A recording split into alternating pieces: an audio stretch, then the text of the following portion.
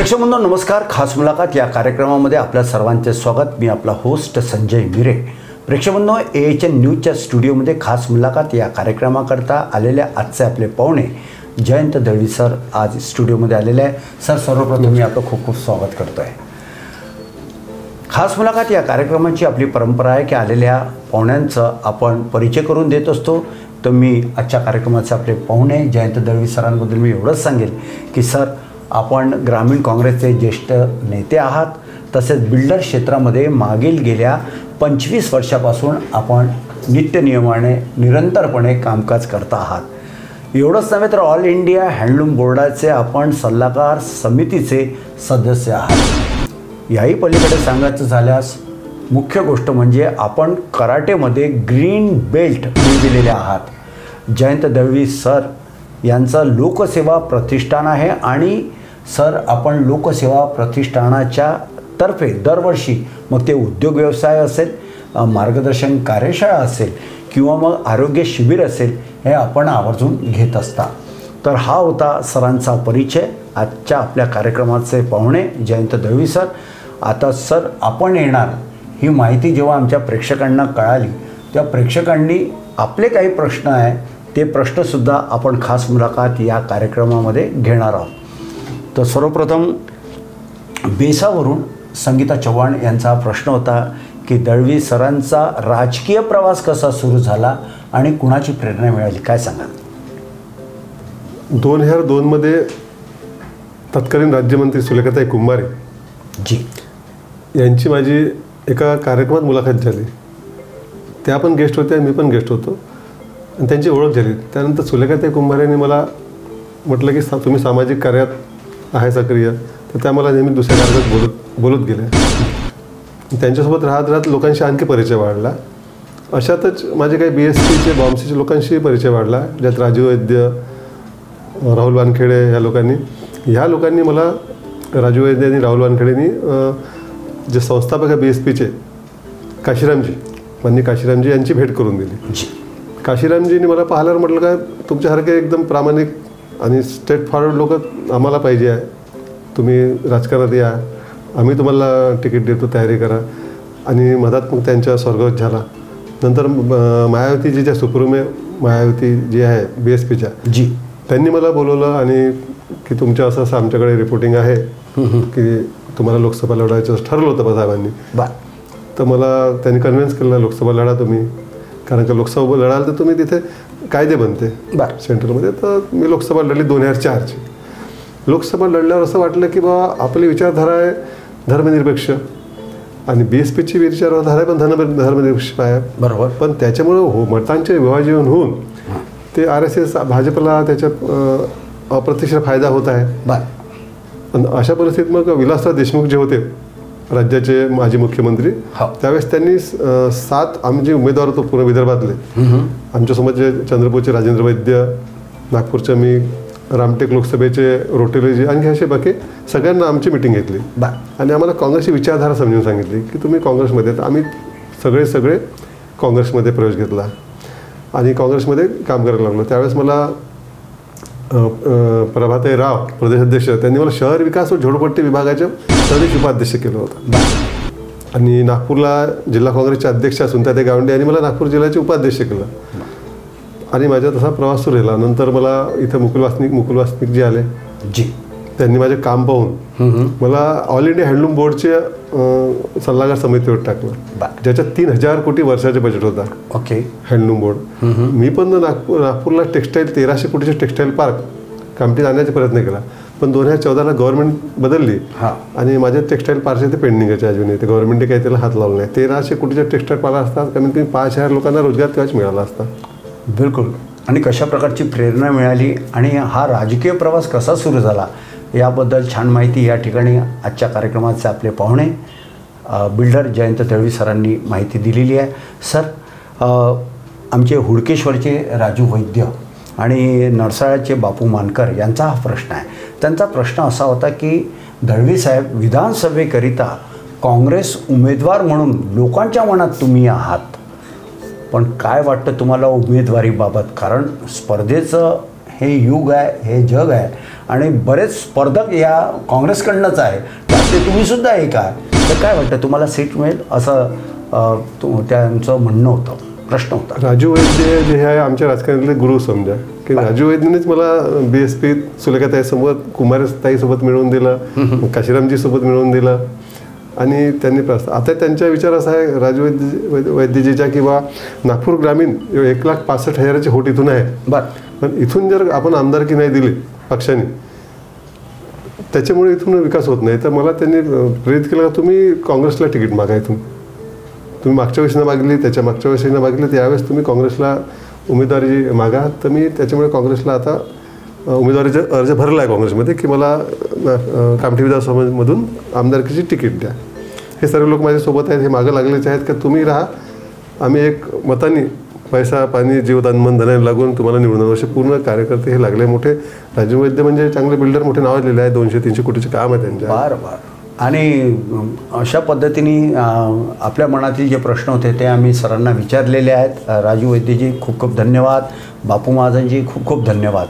Sir, तिसरा जो प्रश्न होता आमचे पार्वती यांचा हा प्रश्न होता, पार्वती मॅडमचा, की स्थानिक आमदार समजा नाही दिला, म्हणजे स्थानिक आमदार न दिल्यास कोणता परिणाम या कामठी विधानसभा क्षेत्राला होऊ शकतो, असं पार्वती यांचं म्हणणं होतं. काय सांगाल?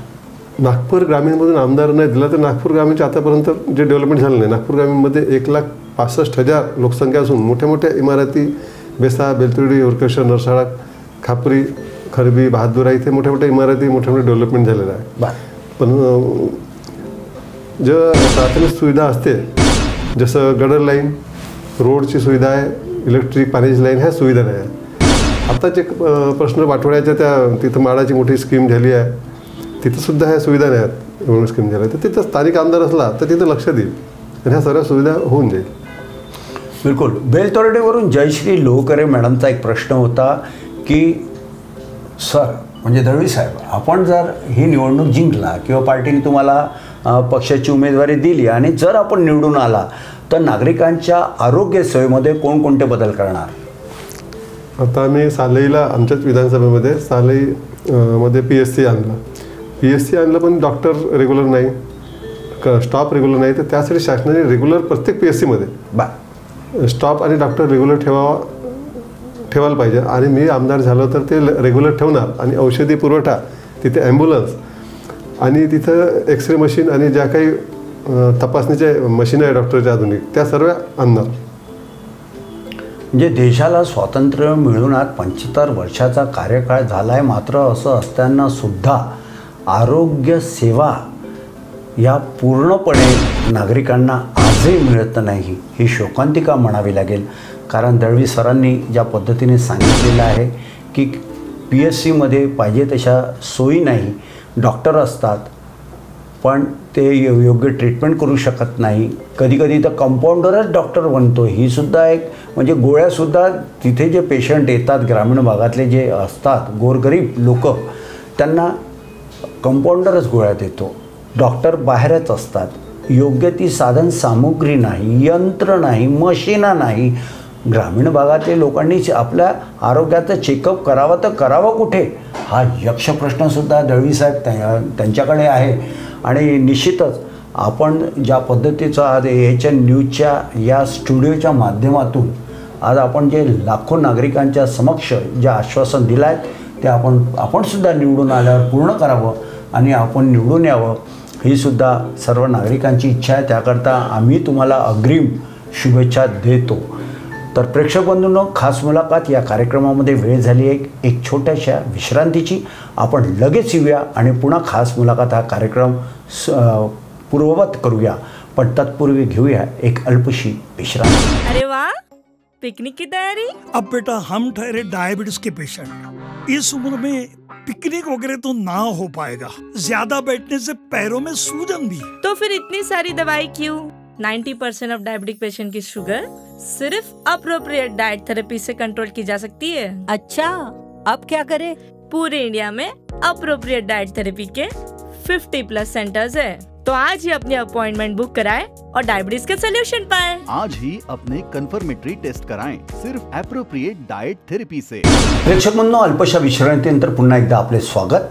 खास मुलाखत या कार्यक्रमाकरता आजचे आपले पाहुणे जयंत दळवी सर आले, ज्यांना आपण ब्रेकवर जाण्याच्या पूर्वीला कितीतरी प्रश्न विचारले आणि त्यांच्या प्रश्नांची त्यांनी समर्पक आणि छान छान उत्तरे दिलेली आहेत। ब्रेकनंतर आम्ही आपलं पुन्हा एकदा स्वागत करतो। सर, आपले सुद्धा ब्रेकनंतर एकदा स्वागत।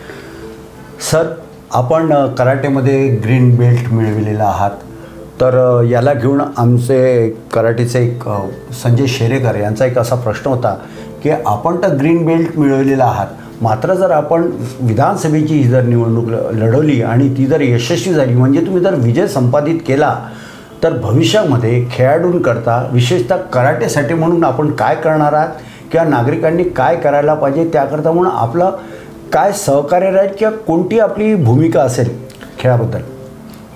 संजय, असं आहे की हे कराटे म्हणजे प्रत्येकाने शिकायला पाहिजे। कारण कराटे शिकणं म्हणजे आपलं डोक्यातला गुस्सा आणि चिडचिडपणा दूर होतो, जो ओव्हर कॉन्फिडन्स राहील तो कमी होऊन जातो, काय आपली ताकद काय आपल्याला समजते आणि आपली शरीर प्रकृती बॉडी ठीक राहते। आता मी 9वीमध्ये कराटे शिकलो, 9वीमध्ये आतापर्यंत माझी बॉडी तशीच आहे। तुम्ही 20-22 वर्षापासून संजयने मला पाहायलाच आहे, मला पाहता तुम्ही 22-23 वर्षापासून। आणि कराटे आता मी आमदार झालो, मी तसं माझ्या मॅनिफेस्टोत टाकलंच आहे, आमदार झाल्यावर प्रत्येक शाळेत कराटे कंपल्सरी करणार आहे मी। प्रत्येकाला आलं पाहिजे आपले आत्मविश्वास, आणि महिलांना तर पहिले आलं पाहिजे।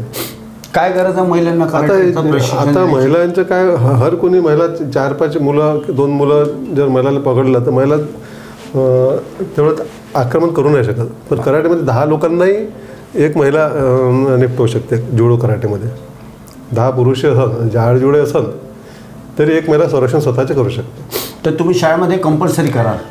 माझ्या विधानसभेत शाळेत तर मी करणार 100% कंपल्सरी करणार।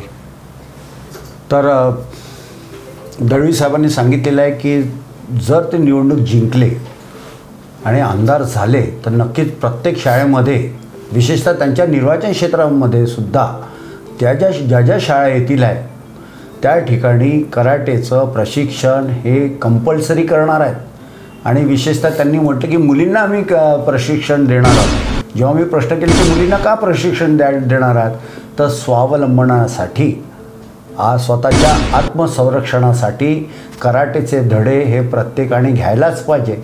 कारण आज दळवी साहेब बघतोय आपण देशात राज्यात काय सुरू आहे, त्यामुळे प्रत्येकाला आत्मसंरक्षणाची गरज आहे आणि या दृष्टिकोनातून कराटेचे धडे घेणं हे अत्यंत महत्त्वाचे आहे आणि एक चांगली यांनी त्या ठिकाणी भूमिका घेतलेली आहे। निश्चितच सर त्यावर काम करतील यात मला तरी ती मात्र शंका नाही।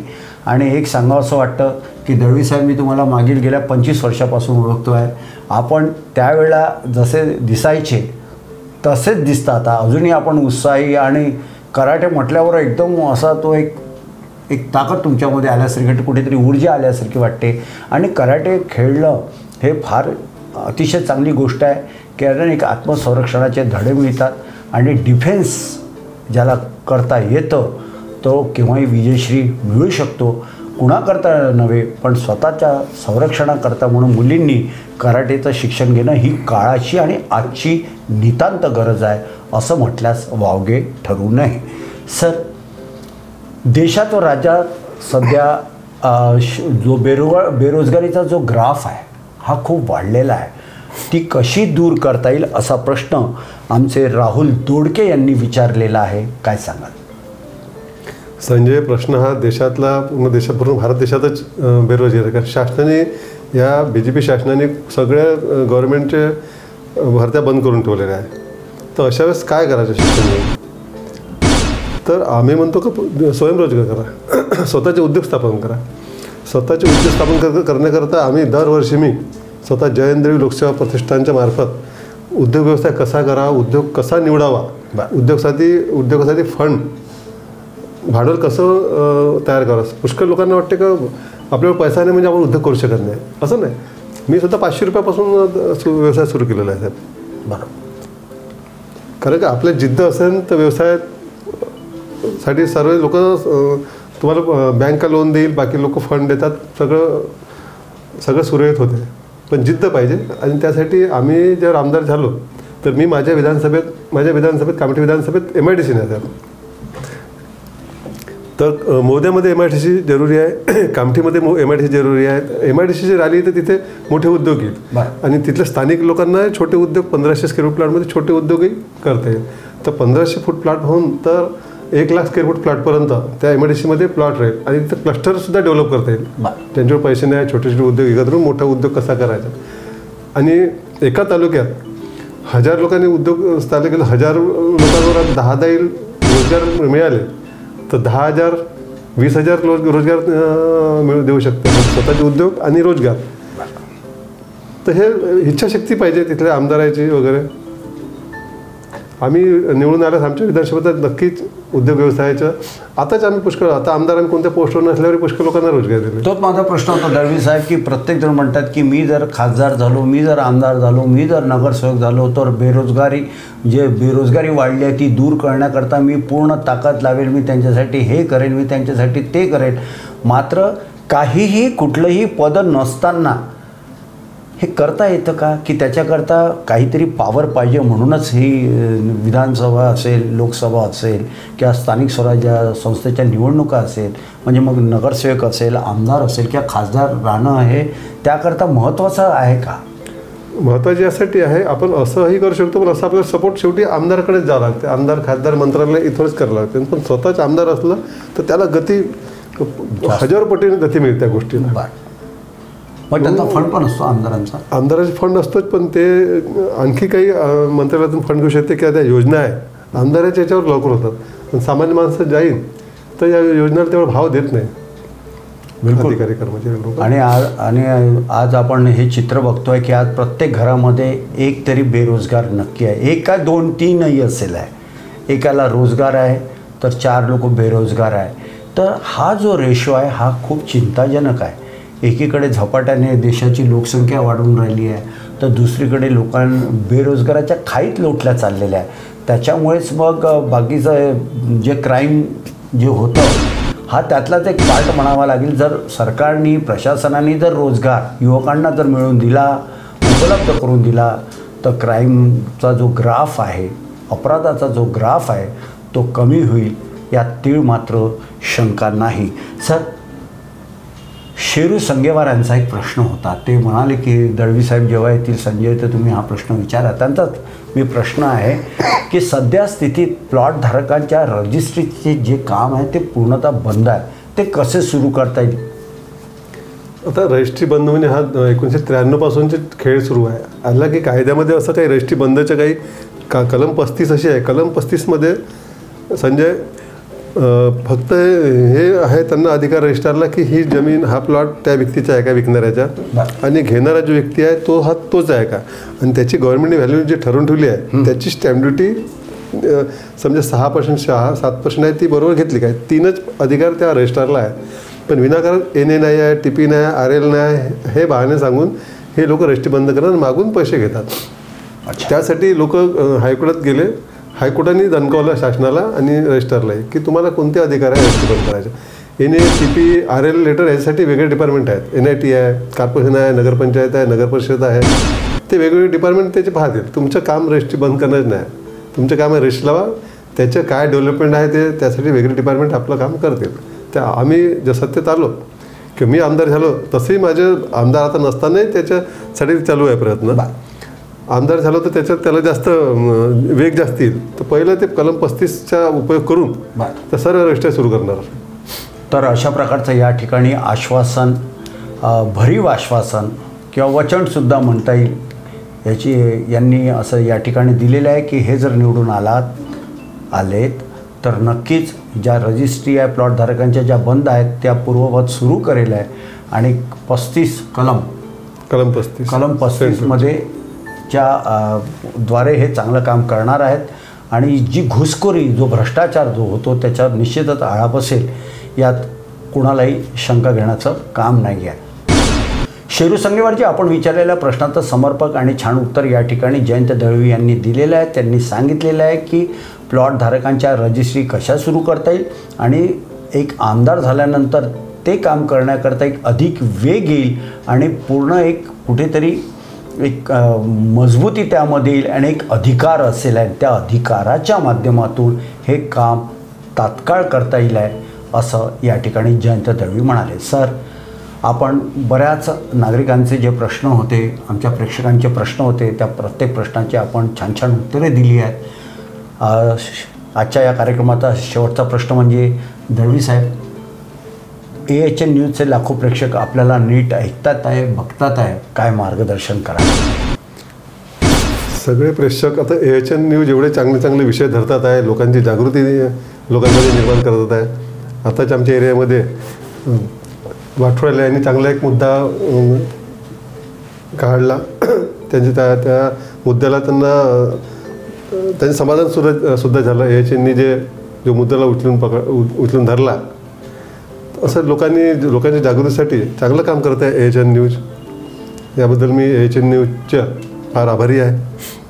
आणि आम्हीसुद्धा आपले फार फार आभारी आहोत. आज आपण वेळात वेळ काढून इथे आलात आणि खास मुलाखत या कार्यक्रमाच्या अनुषंगानं जी माहिती आमच्या प्रेक्षकांपर्यंत पोहोचली आहे ती निश्चितच त्यांना कुठेतरी बळ देणारी ठरेल, यात तीळ मात्र शंका नाही. सर, आज आपण आलात, मी पुन्हा एकदा आपले खूप खूप स्वागत करतो आणि आपले आभारसुद्धा व्यक्त करतो. नमस्कार. तर प्रेक्षक बंधूंनो, खास मुलाखत या कार्यक्रमामध्ये आजचे आपले पाहुणे होते बिल्डर जयंत दळवी साहेब. पुढच्या वेळेला आपण खास मुलाखत या कार्यक्रमात पुन्हा एका व्यक्तिमत्वाशी आपण भेट करणार आहोत. तोपर्यंत मला द्या रजा आणि आपण बघत राहा आपल्या सर्वांचा आवडता कार्यक्रम खास मुलाखत AHN न्यूज नागपूर. नमस्कार सर. नमस्कार. नमस्कार.